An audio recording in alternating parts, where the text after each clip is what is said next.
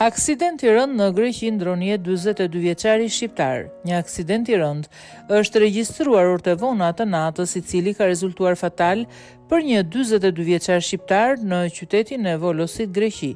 Ngjarja ndodhi rreth 10 minuta para mesnatës në rrugën Larisis, Ypsilantau. Sipas informacioneve paraprake, viktima ishte duke drejtuar një motor dhe udhëtonte nga zona e Shën Anargjirit në drejtim të Larisës, kur u përplas me një automjet të drejtuar nga një 26 vjeçar banor i Volosit. Përplasja ka qenë e fortë dhe me pasoja fatale.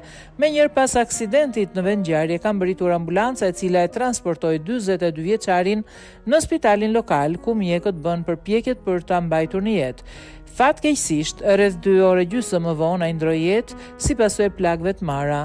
Autoritetet po hetojnë rrethanat e aksidentit për të përcaktuar saktësisht shkakun e ngjarjes.